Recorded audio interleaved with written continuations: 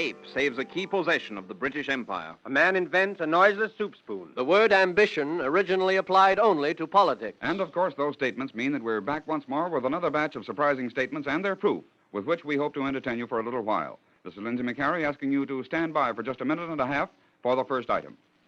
How often have you heard someone say of a particularly energetic person, "My, but he has a lot of ambition"? Well, you've heard it hundreds of times, of course, but I wonder if you know from where we get the word ambition.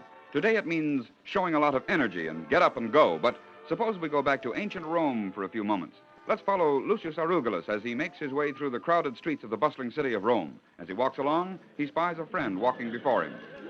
Marcus, a moment. Wait a moment. Oh, Lucius, you seem in a hurry or excited. No, I just wanted to catch up with you. Well, you have? Marcus, you know that the day after tomorrow are the elections for the Senate. Aye, I know that. I suppose you know that I am a candidate.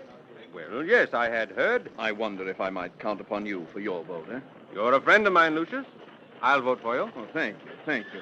I've been going around these last few days getting votes for myself. It's been no easy task. So even in those days, politicians approached their friends for votes. That going about was termed ambitio, A-M-B-I-T-I-O, which means a going around or going about.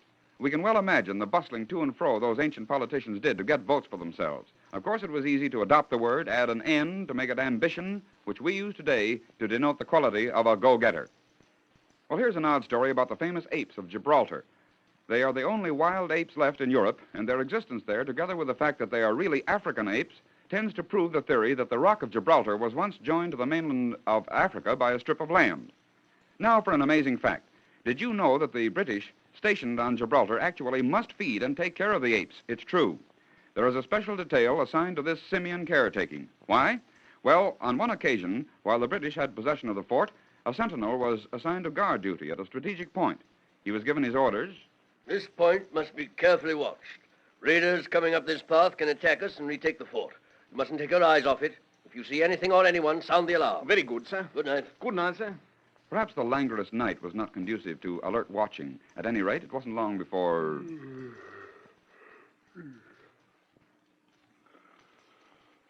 Meanwhile, the Spanish soldiers who had kept watch on the point... Amigos, look, the English sentry, he is asleep. We have our chance now to attack and retake the fort. It will be easy. We pour over the path and surprise them before they know what has happened. Now, pronto, amigos. Soldados, pronto. Stealthily, the Spanish soldiers crept in for the surprise attack. But while they crept, another figure was busily engaged in an occupation of his own. It was one of the Barbary apes. He was hunting for food. Suddenly, in an overzealous effort to reach a pot of beans, the ape knocked over the pot. Oh, don't go out there. Over a fire. Come on, get him. Yes, the ape's noise awakened the sentry. The alarm was given, and the attempt to retake the fort came to naught. Soon the story was told, and the Spanish in the vicinity still have a saying... The British will leave when the apes leave. For that reason, the British take excellent care of the apes. They feed them and treat them kindly. In fact, when the apes dwindled in numbers, the British imported fresh stock from Tangiers for the sole purpose of seeing that the apes didn't leave Gibraltar. Thus does one of the key possessions of the British Empire, guarding its lifeline to the east, depend upon the whims and fancy of a tribe of apes. Can you imagine that? Noiseless soup eating has long been the sore point with etiquetteurs who frown upon any self-made musical accompaniment while sipping broth or even noodle soup. It just shouldn't be done. Well, from a newspaper of December 7, 1910, comes this story. In that year, Mr. H.S. Campbell of St. Louis, Missouri, had done away with the possibility of that noisy gulp by inventing a spoon with which it was impossible to commit the gustatory faux pas. Said Mr. Campbell. The spoon has a lid over the surface and a slit in one side through which the soup may flow noiselessly, preventing any sipping sounds. It forces one to gather the soup by pushing the spoon into the soup away from one, as it should be done. Questioned further as to his reasons for inventing such a utensil, Mr. Campbell was brief but to the point. It makes for good manners, don't you know? Oh, yeah, but gee, Mr. Campbell, what's a good bowl of noodle soup without a few noisy intakes? At any rate, a noiseless soup spoon was invented. Can you imagine that? To some people, good luck just seems to come naturally. They fall into all sorts of fortunate situations. To other people, bad luck seems to be their lot. But to still others, good lady luck seems to smile benignly at first and then turn the other side to reveal sour and disastrous misfortune. One of these persons was Marie Antoinette. Born the daughter of Maria Theresa, the great Empress of Austria, Marie Antoinette had everything for which to look forward. But dire things were prophesied for her. Have you heard the news? News? What The news? great earthquake in Lisbon. They say over 50,000 people have been killed. When did this happen? On the very day the princess was born to our empress. No. Aye, on the very day. Evil that she should have been born on such a day of disaster.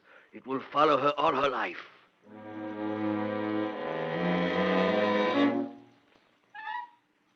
That was the beginning.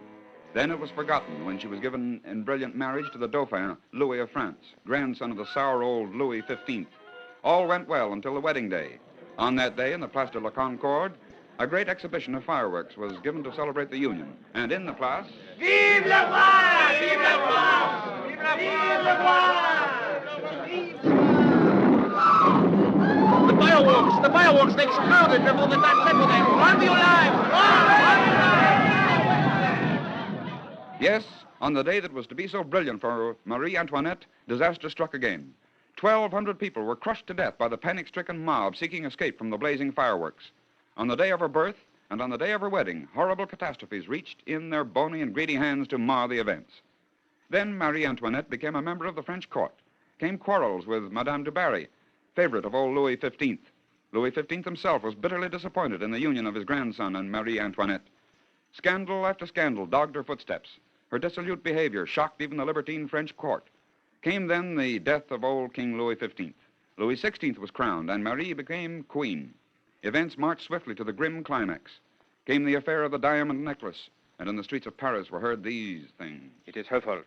Her fault, the Austrian. The queen, you mean, Marie Antoinette? You call her queen if you wish. She's no queen of mine. No Austrian will rule me. People starve all around, beg for bread, beg for any bits of garbage so that they may eat. And she buys a diamond necklace worth enough to give all of Paris meals for days.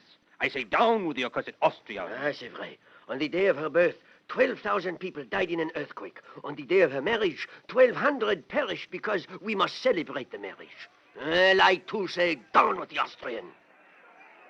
The Bastille fell. The French people surged forward in bloody revolt. The Marseillaise pushed them on and on. Madame Guillotine was born. Her bloody teeth bit off head after head. Then, and this is the weirdest coincidence of all, on October 16, 1793, Marie Antoinette was led up the slippery wooden stairs of the guillotine scaffold and... This is the widow Capet. Now she meets another widow. Ready!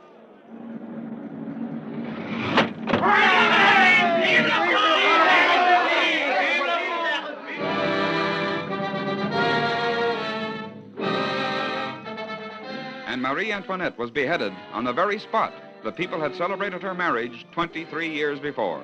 Thus, from the day of her birth to the day of her own death, Marie Antoinette was followed by a relentless, grinning specter of disaster that never left her side for a moment. Can you imagine that? Now, how would you like another chance at some more melody detective work? You know, where we play a few bars of an old classical number and you try to figure out what modern popular number resembles it. Well, here's one. Listen first to the first few measures of that beautiful flowing melody, Serenade by Drigo.